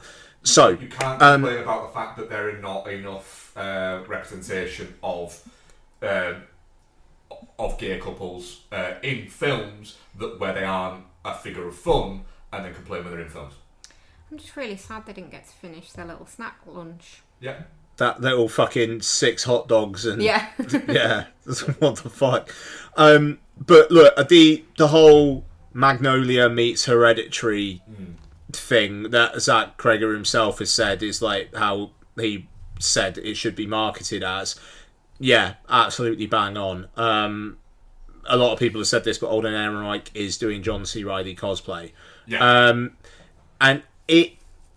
But yeah, like I thought it was interesting. I think there's probably not all that much substance there. Like, there's a lot of people talking about the meaning of weapons, and I kind of think Cregger's just having fun. I think there's a low level bit of about school shootings within it. Yeah, for sure. I think Yeah. there's certain nods to that without. But the thing is, I think there's an element of we can't both complain that things are not subtle enough and then complain when things are too subtle. Yeah. But yeah, look, I'll move it over to you guys. But I really, really liked it, and I will also say that the bit where Julia Garner's sleeping in the car, I was really, what the fuck is gonna happen here? Yeah. Like, the image of that woman walking out that door, just with her hand, it's the hand in the air. Whoa. When movies do stuff like that, though, like when there's something in focus and then there's something going on in the background. Like, it's one of my favourite bits in Insidious Red Door, when like he's talking to Dalton, he's messaging Dalton, and then like there's just someone in the background, like in the rear view, like in the rear window. I love shit like that. I think it's just so unsettling. Yeah. Because like the thing is, I think with that scene in particular there, when I was watching it, I was going, shit, because it looks like a knife when she's coming out. Totally. And I thought, shit, well, they're not going to kill off, Judy Garner this early in it, but I thought, but they might actually, they might kill her off here. Yeah. The thing is, I can see a little bit of where some people, if they're not on board with it, it would start to lose them. With it being episodic in the fact that it's this person's story, and then this person's story, and then this person's story. By the time it got to Marcus's story, I was like, I need them to not be another one of these now. Is Marcus the junkie guy? No, that's James. Which one's Marcus? Marcus is Benedict 1. Oh, okay, yeah. But at least at that point, they're actually really starting to progress the story. Yeah. It was the junkie guy where I was like, "Oh, are we gonna lose it here?" And then they get it back. And that's where I think that some people could lose it. I quite enjoyed him though, like his little story snippet of like why he was breaking in and like all the stuff, and then like he's in the tent and you're like, don't do it. It's not her. Like, you don't do it. Don't do it. And then it's John C. Reilly. But I like the fact he that stabs him in the face after he stabbed him in the hand, and that's just fucking funny. Yeah, I like the fact that it goes batshit at the end, and a great shot in it. All spoilers all the time, remember, guys. A great shot in it is when the guy who's just mowing his lawn just sees her running and sees what is it, because it gives a perspective of, if you didn't know anything that was going on, that just would look mental. And it would look like, what the fuck? Yeah. I love the witch just running through that person's house. Yeah. Yeah. I'd be like, what the fuck? And then the kids just bulldozering in. Yeah, that's it. I just say the fact that Zach Cregger is taking all this momentum and then doing a Resident Evil film, and I was listening to The Big Picture the other day, and the host was a bit like, basically, make me understand why you're doing Resident Evil, and he's just like, I haven't seen any of the Resident Evil films. I've played the games religiously. I know what I'm doing here. I'm gonna make something really fucking fun. Cool. Yeah. The fact that is his choice. He could be doing so many other things other than a Resident Evil film, and that is what he's chosen to do. That's it. It's almost like he's gone, right, I've now got one where I can go, this is what I want to do. And it's going to be a Resident Evil movie. He wants to do a Resident Evil movie. It's not that, well, he's not popping out fucking the third Doctor Strange movie or anything like that. He's doing something like, he's looking at it and going, if I can do this, and he's a confident guy, so he'll be thinking, I can do this and I can make it fucking land, then I could do fucking 5 of these things. Or I could not do 5 of these things. I could produce these motherfuckers and somebody else can be doing it, and I'm creative control of this franchise. It's a big idea of going fucking, it's a swinging for it. It's going for it. And I kind of admire that. I mean, I do have one question, not like, what is it, but a question of, that's just niggled in me a little bit. Go on. Right. So, it turns out that the whole thing is, Amy Madigan essentially is a witch. Right? Yes. So why does Josh Brolin specifically write witch on the side of her car? Because it's kind of witchy, isn't it? No, but it's just, it becomes very on the nose. Yeah, but I don't know what else you would put. Like, it is like someone has magically spirited these children away. I suppose. It just felt a little bit...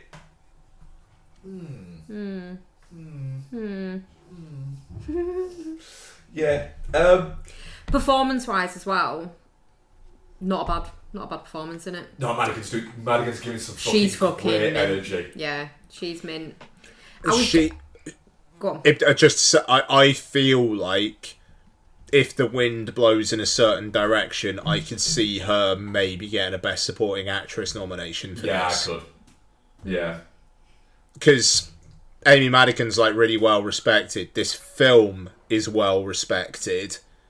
This isn't going to get a Best Picture or Best Screenplay or anything like that, but I could see Amy Madigan squeaking in there. Wouldn't that be fun? Yeah, it really would be. It would be one of those ones where you know she's not going to win, but it'd be like fucking fair fucking play. Yeah, totally. And she's fully invested in it. I was worried about Julia Garner as well and whether she'd be able to pull off the whole like teacher thing, but I said to you, didn't I? Maybe not if she was supposed to be like some kind of wholesome teacher, but alcoholic, sweary, angry teacher, she fucking nails it. Yeah. And there was a bit where I was like, oh god, if she turns out to be a witch, she might fucking end like the pantheon of shit, this is doing it for me. Her kind of like taking the like just being like to old and Eric like ordering a Coke. In that moment, I'd probably fall off the wagon as well. To be honest, I was a little bit like that. I was a bit like, fucking hell, you've done it again.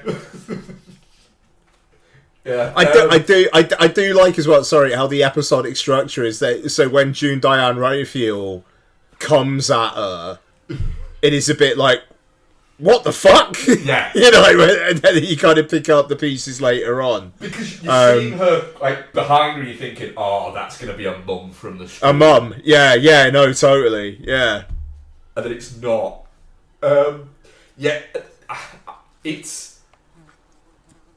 It goes batshit. I like the fact that it goes batshit. The creepy way the kids run is really well done. I like the fact that the opening is a long monologue story, because I like that basically the film starts with the kids have already gone missing. It doesn't start with their last day at school. No. But yeah, just a real creepy, fucking funny film. The kids ripping apart the witch at the end. Yeah, I was laughing a lot. Yeah. I mean, not too many people in the cinema were laughing. Quite a few people were laughing. There was a lot of Maybe people you were just going. laughing too loud to hear. We're going, oh. Yeah. Whereas I was howling. Uncomfortable laughter rather than you were just Yeah. like, this is fucking mint. Yeah. Mark was making people uncomfortable. I think I was. Those people, like those people behind us, the tree turned out and just went, that guy's having a great time. Because I was like, had to stop myself. There was another moment in it that I laughed a lot at as well. That I think you had to tell me to fucking stop. Yeah, I can't remember what that was. But I laughed a lot. I think that might have been the bit where Benedict Wong smashes his partner's face in. No, it wasn't that bit. It wasn't. What was it? Because that was just grim. But yeah, there was another bit where I laughed a good amount that nobody else was laughing at. And I wasn't laughing at it because I genuinely think that Craig had thought that bit, that these bits were funny. Well, like one of the trivia things on here is like certain scenes he thought of as just so funny had to be cut if the jokes didn't elicit laughs from test audiences. If the humour is coming from an authentic reaction that a character's having, then it works. Craig has said, there's a lot of jokes that didn't make it into the movie that I thought were going to be so funny, and then we had a test screening and nobody laughed, and I'm like, alright, it's got to go. So like, there's a longer cut with more Craig jokes. I would watch a 3-hour cut of this movie. Yeah, definitely. Everybody is in great form. That thing that you said, Ian, of the guy saying that it's going to be a great Halloween costume. Yeah. Like that bug-eyed thing that they do is incredible. But then it makes so much sense. But it's horrible sense. It's horrible, the fact that he has literally bruised his face to that point because he's been smashing his partner's face in with his own face. Yeah. It's quite horrible. Oh, the fucking face stabbing bit as well. I think that was worse for me than the... Because it's so close up and it's like, it's slow and it's just them stabbing themselves in the face with forks. It's fucking awful. And the squishy noises it makes. The wonder of that is the ease of how it's done of it. Because it's basically just like the fucking pushing knives that you used to get at the seaside. Yeah. It's basically one of those, but it's just dipped into a dye. So when they're hitting themselves, it's just dyeing the skin. Right. And the indents, because it looks like stab mats, are just the indents from doing that. And so it's such a simple trick. Yeah. That has been done for decades, centuries almost, in Hollywood. But you look at it and go, that's so effective. It's just, really enjoyed it. I read something about the hot dogs and I can't remember what it was now. Apparently, so he wrote it as like a tribute to a friend of his that died. What, hot dogs? No, the movie. Oh. Yeah, right. Wrote it as a way to cope with the grief of losing his best friend Trevor Moore, and I think Trevor Moore worked with him on The Whitest Kids You Know, and I think the 7 hot dogs thing is a joke from The Whitest Kids You Know. So I wanted to get it in. There's a little Easter egg. Oh. Yeah. Yeah, I mean, definitely not shit. Yeah, definitely not shit. I was looking through, as we were getting started on this, the new movies that I've watched this year that would count in like end of the year lists. This is by a country mile my movie of the year so far. Fair play. Nice. Fair play. Yeah, right, our audience poll. Well, this is interesting. Definitely not shit 71%, and shit 29%. Fair enough. Just like, I think it is one of those things where your mileage may vary. Yeah, I can see where it could lose people. Yeah. And it didn't me, but I can see where it would others. And there's plenty of horror adjacent movies that I've watched and gone, that is garbage. Yeah. It's fair. Right. Questions. We have a few. Ethan Barr said, when you're dreaming, what giant thing floats above your house? Yeah, what's that about? The big machine gun, what's that about? It's on a poster in the kids' room. Interesting. Yeah.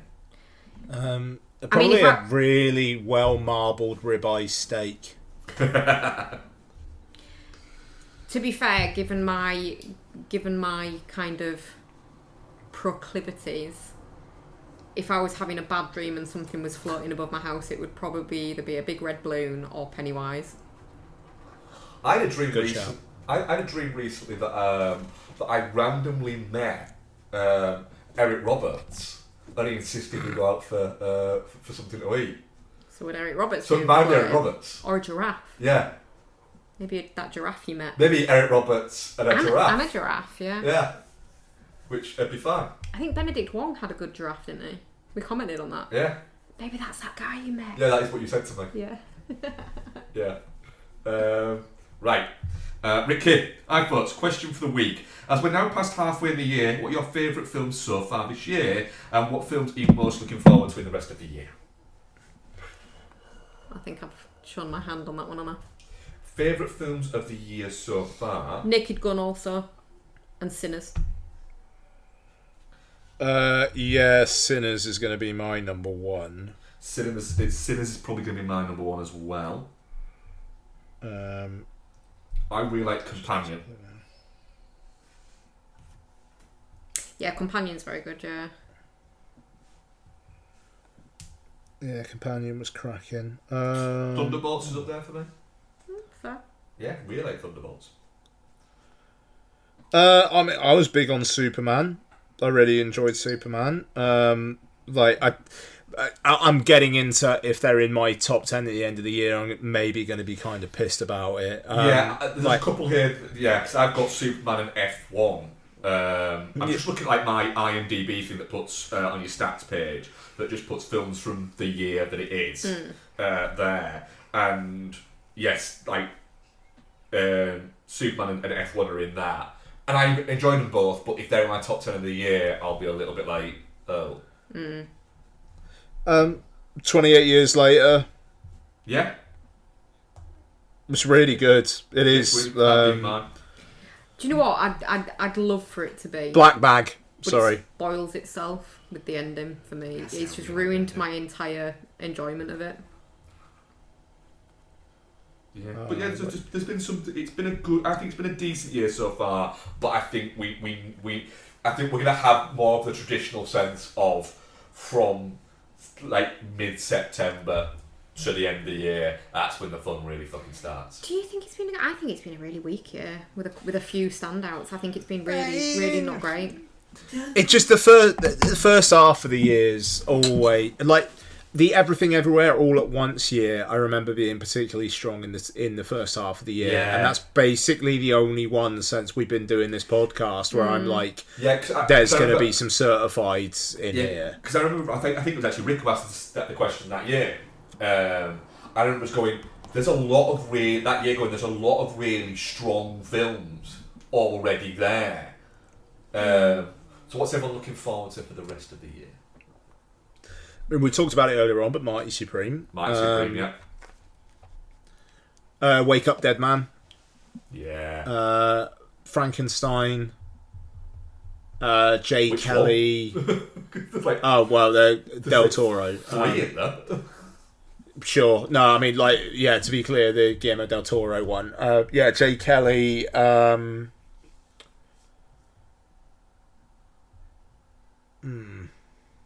I'm looking forward to Eddington. I'm curious about that. I'm looking forward to that together. I think that looks really creepy. Oh. I heard something about the opening scene of that, which means I'm not going to watch it. So, is it just going to be me reviewing that one? I will watch it. I just don't want to watch it. Oh, fair. I think it looks mint. It looks icky, and I just don't know whether I need that much ick in my life. I like icky. Yeah, I know you do.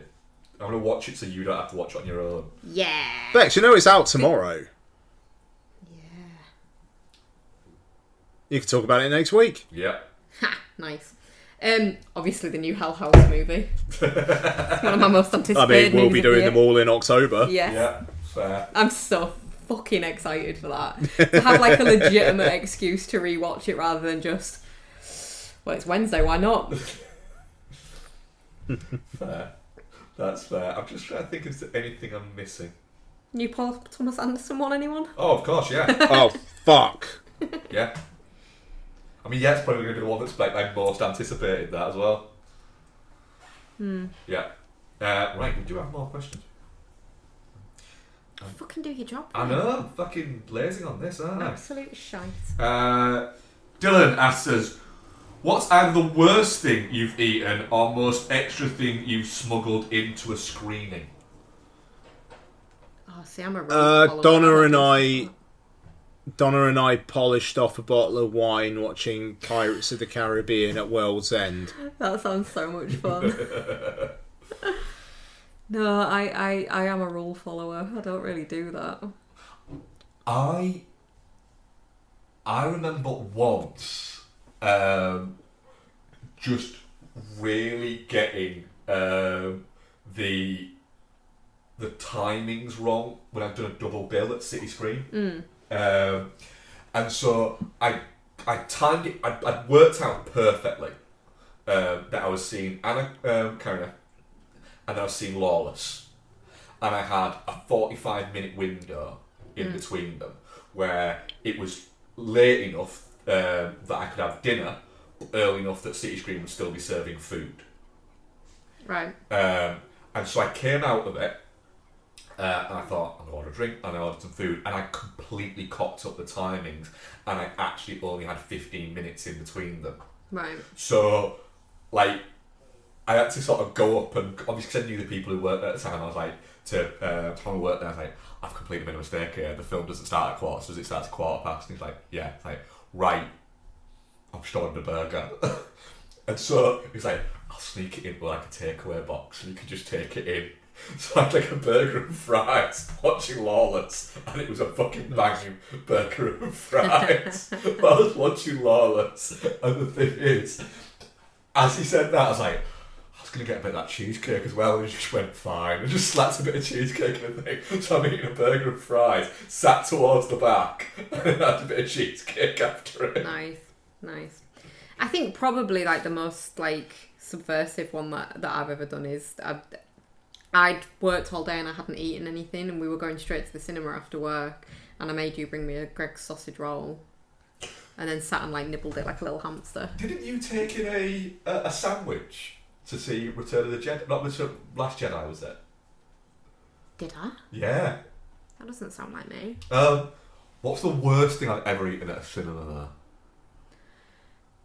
Worse than grossest? Yeah. I remember... Try to think if I've ever eaten anything and gone, that was fucking disgusting.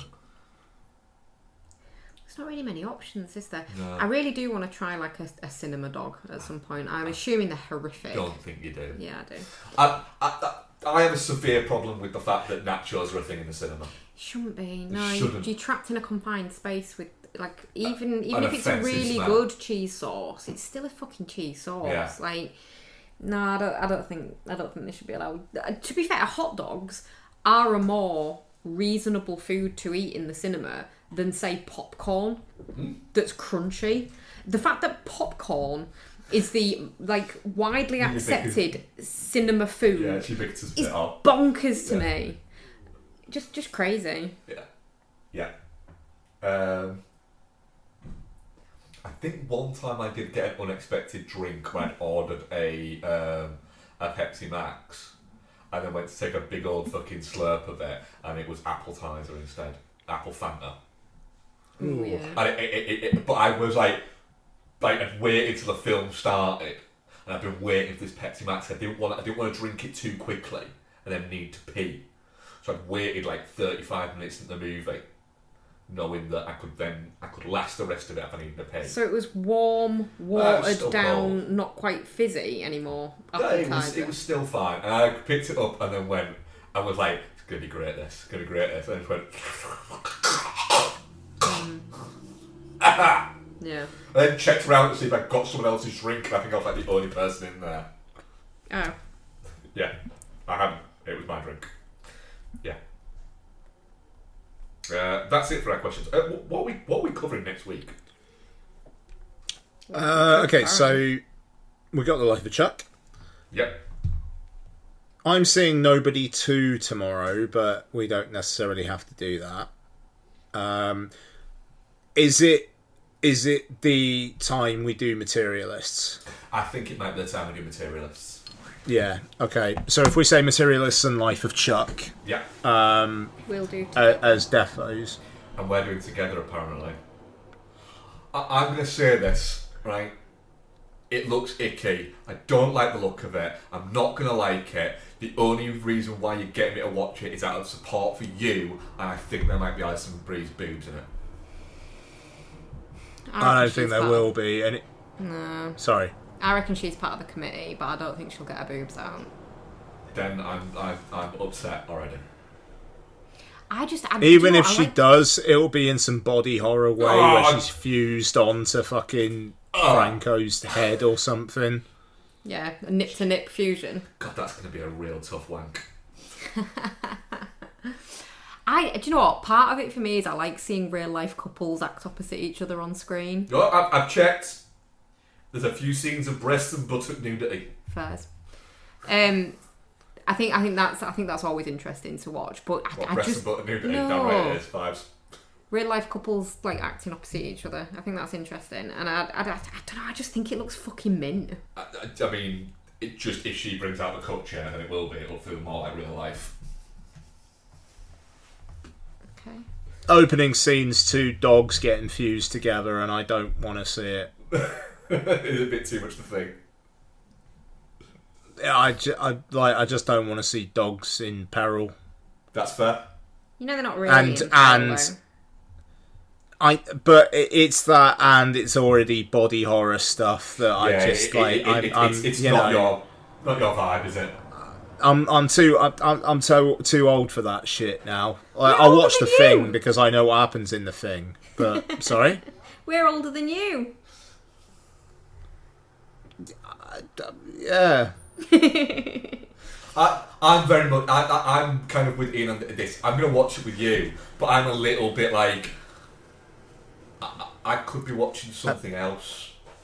I think there's probably needs to be a running bit that we never say on mic what Becky's new job is, but what Becky's new job is paints a picture that you, Bex, are a very, very different person from me. That's fair. Right. That was episode 596. I think it was a banger. Yeah. I think we delivered the goods again. Yes. So, thank you very much, Ian. Hi. And thank you very much, Rebecca. Thank you very much, Matt. And thank you very much, listeners.